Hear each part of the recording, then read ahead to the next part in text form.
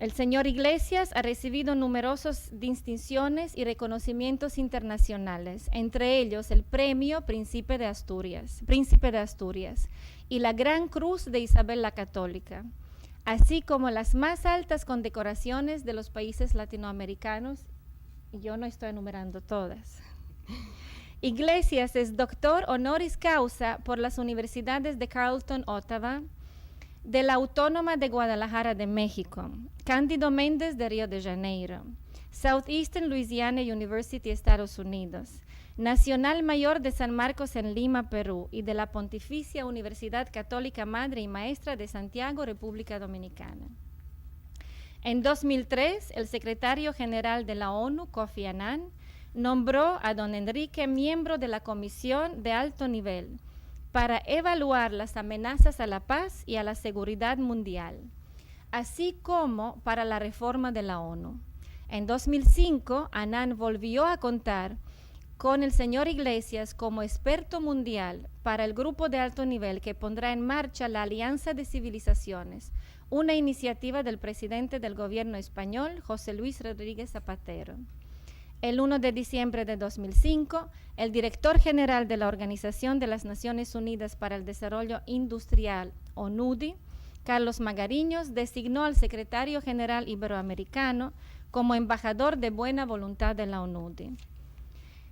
El 26 de mayo de 2006, don Enrique fue nombrado doctor honoris causa en la Universidad de Salamanca. El señor Enrique Iglesias nació en Asturias, España, y es ciudadano naturalizado uruguayo.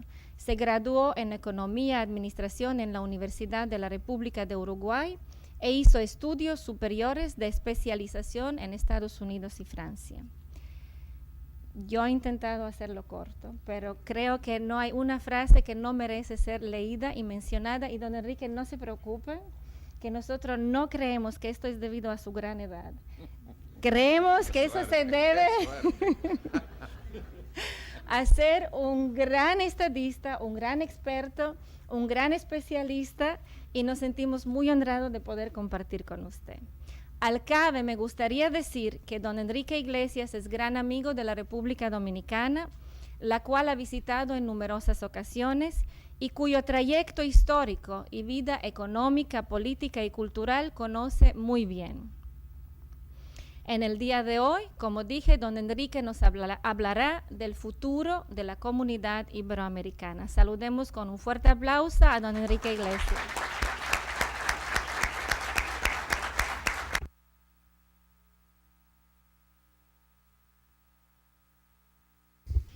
Bueno, muchas gracias, perdonen por la larga presentación muy amable y muy generosa de esta querida amiga. Señora ministro, señores rectores, estimadas amigas y estimados amigos, muchas gracias por darme la oportunidad de decir unas palabras en esta sesión inaugural de Virtual Educa Caribe 2007. Me siento muy complacido de hacerlo y estar muy honrado por la invitación, por varios motivos. Primero, porque tengo un gran respeto por este programa especial de Virtual Educa, que forma parte de los programas que están dentro de la órbita de la comunidad y la conferencia iberoamericana. En el año 2004, los jefes de Estado y de Gobierno declararon en Costa Rica, y lo cito: saludamos con beneplácito la incorporación como proyecto adscrito a la Cumbre Iberoamericana del programa Virtual Educa, iniciativa que ejemplifica la relevancia de fortalecer la educación a distancia y la utilización de las nuevas tecnologías de comunicación e información en nuestra región. Quiere decir que para nosotros forma parte, por tanto, de la familia de iniciativas que hacen la labor fundamental de esta secretaría a la que yo pertenezco, la Secretaría General Iberoamericana. Además, estoy muy contento de estar en esta fundación, tengo un gran respeto por el trabajo que aquí se hace, creo que ha sido un factor muy importante de modernización en los análisis económicos, políticos y sociales en la República Dominicana, y por tanto me parece que es muy honroso estar nuevamente ocupando este estrado aquí. yo les voy a hablar un poco de lo que es Iberoamérica en el concepto de la Conferencia Iberoamericana. Ustedes saben que en el año 91 los jefes de Estado y de Gobierno de 22 países se reunieron para dar nacimiento a las cumbres iberoamericanas. Ha habido 16 cumbres y en todos los años se han juntado los 24, son 24 jefes de Estado, porque hay países como España y Portugal que concurren con el jefe de Estado y el jefe de Gobierno, el rey y en su caso el presidente de Portugal, además de los primeros ministros de ambos países. Decidieron generar esta serie de cumbres como parte de un diálogo permanente de cooperación económica, social y política.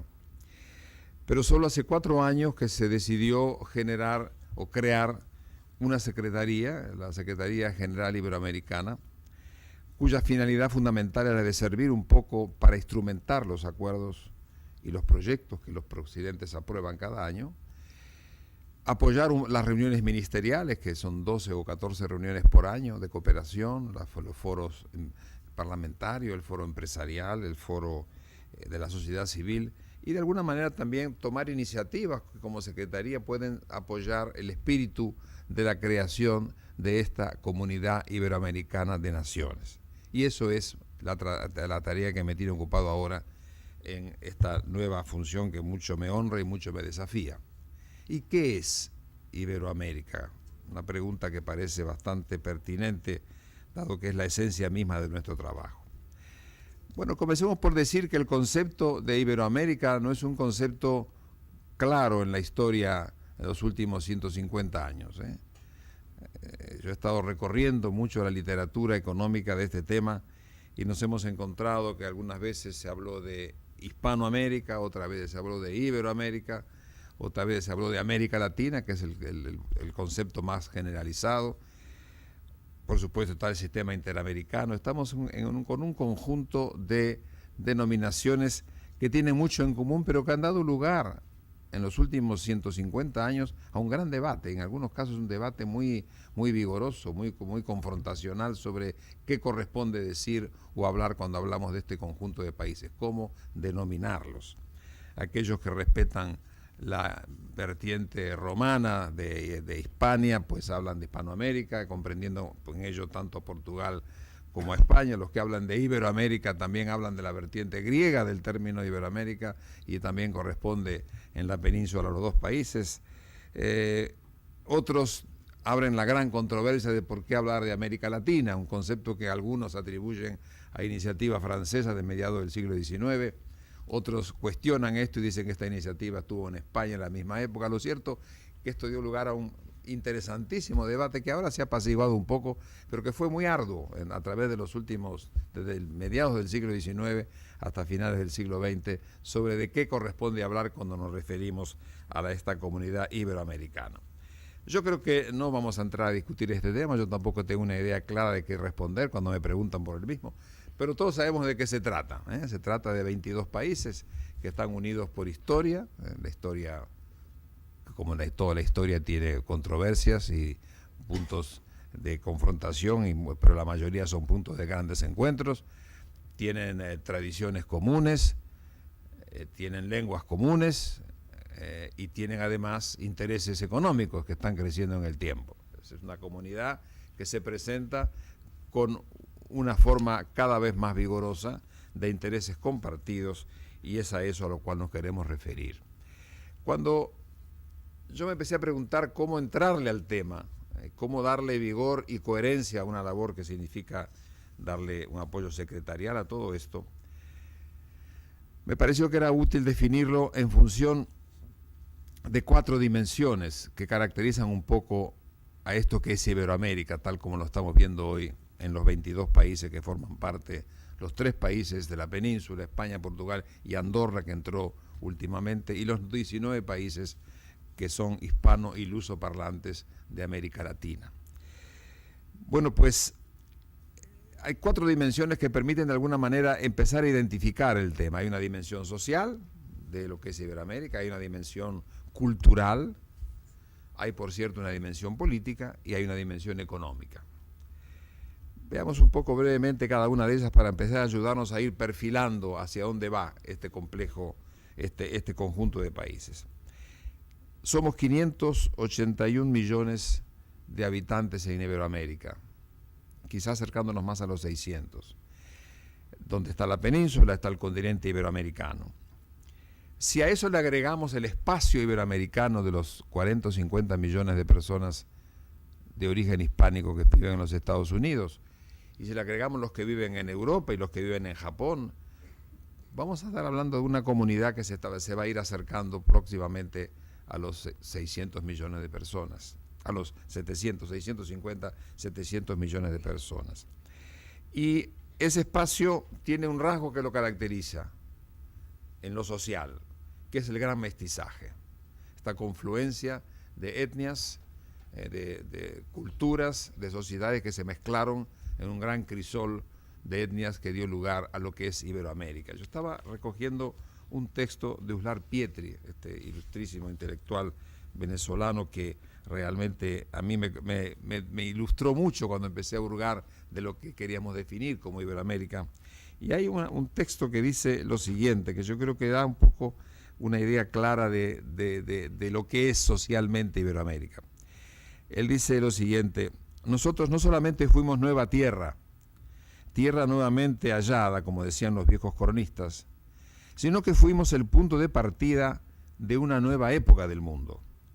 Nueva época en la que estamos viviendo y que no ha terminado su parábola, y está lejos de terminarla, y en la cual hemos intervenido por acción o por omisión, voluntaria o involuntariamente, y en la cual ahora tenemos que intervenir más voluntariamente y más conscientemente que nunca. De modo que esa noción del nuevo mundo está doblemente vinculada al hecho americano. La primera cuestión que habría que ver de esa originalidad es la dificultad que tenemos de incorporarnos a ninguna de las familias a las que pretendemos pertenecer y a las que pertenecemos en parte. Uno de los hombres que primero vio esto fue el propio Bolívar. Recuerden ustedes, dice Uslar Pietri, en el discurso de Angostura, y ya antes lo había dicho en la Carta de Jamaica, dice de modo muy claro, y lo cita: no somos europeos, no somos indios, y añade una frase muy hermosa y muy significativa, dice: constituimos una especie de pequeño género humano aparte. Él se daba cuenta de la originalidad de nuestra situación, de que no éramos unos europeos como los europeos y que tampoco éramos unos indígenas americanos como los indígenas americanos verdaderos. El concepto un poco de mestizaje, una cosa que han abundado los historiadores, que abre muchas veces lugar a mucha controversia, pero que forma parte un poco de ese gran activo que supone para nosotros el mestizaje de etnias y civilizaciones en los cuales se forman las originarias, las europeas, las africanas y otras que llegaron después y que se sumaron también a nuestra realidad. Creo que esa sociedad es una sociedad muy variada, y si lo miramos en el conjunto nos vamos a encontrar que tenemos algunos temas muy candentes. El 39% de esa sociedad iberoamericana es pobre, y dentro de esos el 18% es indigente. Un 20% seguramente forma parte de la capa alta de la sociedad, de los sectores altamente con altos ingresos, pero con un 40% de clases medias, algo que no se habla generalmente. Esta es una sociedad en evolución. Ya no hablo ya de la sociedad de la península, donde ciertamente las clases medias son actores fundamentales, pero también en nuestra región, en la Iberoamérica, la clase media forma parte de una creciente fracción de la sociedad, que se suma un poco a las definiciones convencionales, donde concentramos legítimamente la atención en la pobreza o en los sectores responsables más altos de la sociedad, pero no conocemos bastante bien todavía qué está pasando en ese 40% que es la clase media que tenemos hoy en Iberoamérica. Tenemos niveles educativos muy diferenciados, como es bien conocido, y tenemos además, junto con todo ello, muchos valores compartidos, porque esta sociedad tiene un elemento fundamental que lo une, que es la cultura básica, que es el lenguaje, los lenguajes, los idiomas, pero tenemos tradiciones que se van incorporando a lo largo de toda la historia para caracterizar un poco un elemento de comunidad fundamental en cuanto a valores espirituales que están presentes en esta comunidad iberoamericana. Este es un poco el rasgo de la dimensión social de nuestro concepto. El segundo, y muy vinculado a eso, es la dimensión cultural. Yo creo que este es un tema realmente, quizá el tema más auténtico de esta comunidad iberoamericana, en mi modo de ver, es la compartir unas culturas comunes.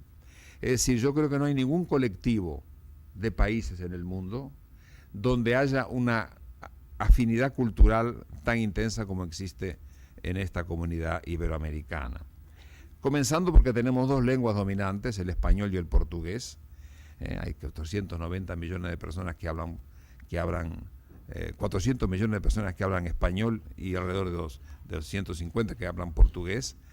Y tenemos además de eso, por supuesto, lenguas originarias de los 30 millones de comunidades indígenas que hay en la región. Tenemos además una lengua dinámica en su construcción. A diferencia de otras lenguas dominantes, esta es una lengua compartida donde todos los países están contribuyendo a la formación de la lengua y el enriquecimiento de la lengua. De fin de semana se reúnen en Cartagena de Indias las academias de la lengua. No hay ningún idioma donde haya tanto trabajo compartido de un grupo de países generando un lenguaje común o lenguajes comunes. Yo creo que eso es muy importante porque la lengua es la forma como nos comunicamos, cómo nos sentimos, cómo nos amamos. Es decir, es el elemento fundamental que une a una sociedad y forma parte, por tanto, de un pilar fundamental de la cultura. Además, esas lenguas, el español en particular, apunta a ser, en cuanto a su valor económico, la segunda lengua internacional. Desde que el chino y el hindú no son lenguas internacionales, inmediatamente después del inglés, el español está apuntando a ser la segunda lengua internacional del mundo. Quiere decir que estamos en presencia de un valor no solamente espiritual y de comunicación social, sino también un valor muy importante en lo económico. Nosotros hemos alimentado desde la Secretaría, por un conjunto de distinguidos profesores españoles y americanos, seminarios que tienen que ver con la identificación del valor económico de la lengua. Y espero que los portugueses hagan lo mismo. Hemos sugerido a Portugal y a Brasil que hagan el mismo razonamiento sobre la base de los análisis y las metodologías que se vienen aplicando en el idioma español. Pero creo que es muy importante que estamos en presencia de una cultura compartida y una cultura muy rica. Nosotros no somos subdesarrollados en materia cultural. No lo somos en la literatura, no lo somos ciertamente en la música, no lo somos ciertamente en las artes plásticas. Es decir, que tenemos un capital cultural y tenemos industrias culturales que en algunos casos son el 6% del producto y un porcentaje muy importante del empleo. Por tanto, esa cultura enriquecida forma parte de uno de los otros, un segundo puntal muy importante que tenemos en esta definición de Iberoamérica. En tercer lugar, tenemos la dimensión política. En ese sentido tenemos que reconocer que tanto la península como Iberoamérica, la península en los años 70, nosotros en los años 80 y 90, comenzamos a abrir las sociedades políticas para entrar todas ellas en el camino de las democracias representativas. Y eso hemos tenido en el pasado todo tipo de experiencias compartidas, autoritarismos, militarismo, caudillismo, nacionalismo. Hemos conocido todas las experiencias políticas. Hoy tenemos en esta comunidad iberoamericana una creciente participación compartida hacia modelos democráticos que forman parte de la forma o el estilo de vida con el que queremos vivir. Lo importante es que también estamos aprendiendo a convivir en la diversidad.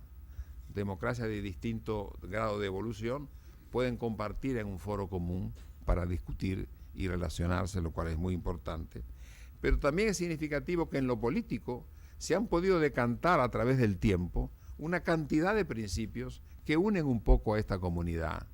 El respeto de derechos humanos, el respeto por el multilateralismo y la defensa de las Naciones Unidas, la adhesión a la ley internacional, para señalar solamente algunos de los principios. Nosotros hemos tratado de decantar, por ejemplo, qué han dicho los presidentes en los últimos 16 años y hemos llegado a una especie de código donde hemos descubierto que al codificarlos han aparecido una cantidad de coincidencias muy grandes que forman, digamos, la base política del acuerdo de estas naciones para enfrentar su destino común.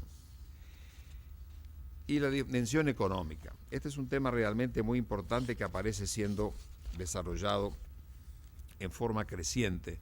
Siempre hubo alguna vinculación económica desde la colonia para adelante, desde luego. Pero en los últimos años, en los últimos 10 o 15 años, han aparecido ciertamente vinculaciones económicas que se han ido desarrollando en forma totalmente desconocida. Primero, digamos algunos datos. Somos el 15% de la superficie del planeta. Tenemos una población que alcanza el 9.2%, alrededor del 9% de la población mundial. Pero tenemos un Producto Bruto que también es alrededor del 9% del Producto Bruto mundial.